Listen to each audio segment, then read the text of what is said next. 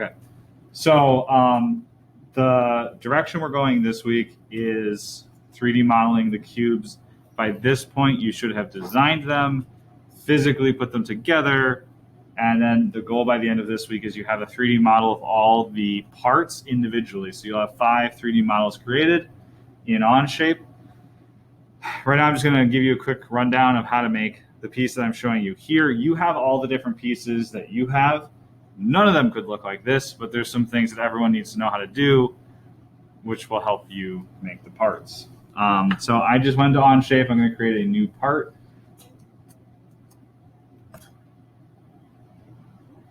All right, so I'm going to, this part has 2 levels to it. Your pieces, the parts you designed, may or may not. Some of them won't, some of them might. But this has like a bottom floor and a second floor. But right now I'm going to focus on the bottom floor because you can only create 1 level at a time. So I'm just going to be kind of drawing out the profile of the bottom shape. So I'll make a new sketch. I'm going to make it on the flat plane, and I'll look straight at it. I know I've selected the plane because I see sketch 1 show up. Remember, the size of this gray box doesn't really matter. It just is kind of there. So I'll just look straight down at it. So what I'm going to do is I'm going to use the line tool to create a rough shape of this footprint. I wouldn't use the rectangle because we need it to all be one profile. So if you do boxes, it'll be all the individual cubes. We're just going to use the line tool. So this shape has like kind of a foot and then it comes around. So I'll start from the short part of the foot. If I'm holding so I just clicked and I didn't click again, I see the vertical line to the bottom right of the cursor. That's telling me that it's constrained to a vertical line, which is what I want. Then if I go horizontally, it has a horizontal line. That's telling me I'm being constrained horizontally, which is what we want.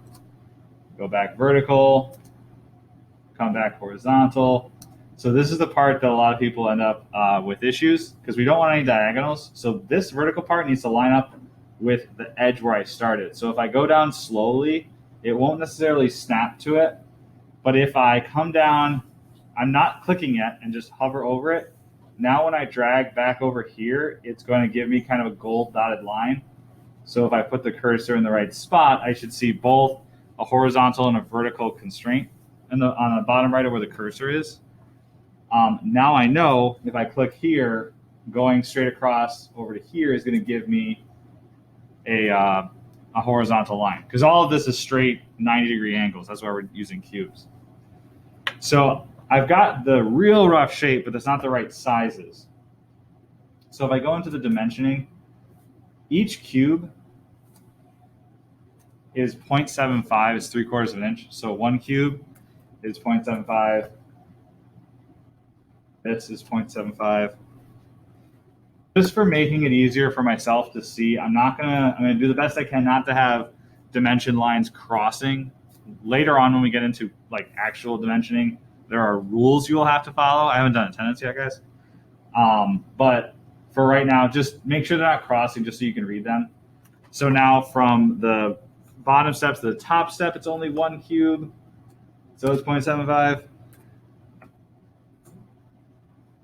Then it goes over 2 cubes.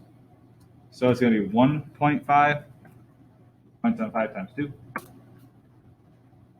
So at this point, if I do try to do another dimension, it's going to automatically put in the right number. It's 2 cubes tall. If I try to change that number, even if I put in the right number, it's going to freak out because I've already told it. I'm just hitting Control-Z to undo that. I've already told it all the information it needs. I can't give it any more because this side is 0.75 and 0.75. So this side can only be 1.5. There's no other way for this to exist. The same is true on the bottom here, because if this is 0.75 and this is 1.5, this bottom can only be what's going to be 2.25. And I'll put it somewhere on the directions like those increments, but they're all multiples of 0.75. So that's the bottom floor. Then when I extrude it, So that's just the flat profile. Then when I extrude it, I need to select 0.75. Okay, check mark. So from this side, that looks like a square right there and there, which is what it is on this piece.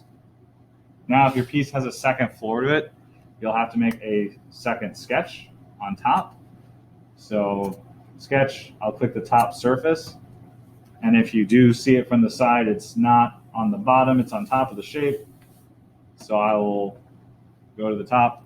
On this one, if I keep it in the same physical orientation, the nub that comes up is on the upper right. Because it's just one cube, I can go ahead and use the rectangle. I would just avoid it if it's a more complicated like footprint. And then I do dimensions.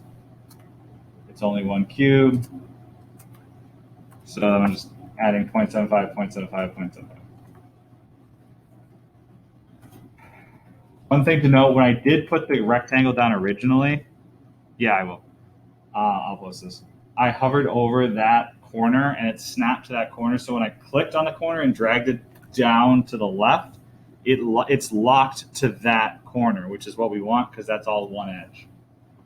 So that's got those dimensions on it. I can hit the green check because I'm done with the sketch. I'm just going to look at this at a little bit of an angle so I can see when I extrude it. I'm going to extrude it 1 cube length, which is 0.75. Green check to keep it. So now that is the whole piece. That is what I have as my example. You can't tell if there's cubes making it up, which if you're done with your 3D model and you can somehow see individual cubes, you might have done something off, like something's not lined up, but it should look like one solid piece. So you'll do a different file for each of your pieces. What I would do to help you name them is when you're done with a piece, I would put your initials on it and like a number. So if you have the initials and the number, then when you're putting it on here, you can name it part 1, part 2, part 3, and then you don't have to guess which part 1 was. It'll just have a 1 on it, so you'll know automatically. So that's going to be what we're going to try to do this week, is to get all these pieces 3D modeled to this point.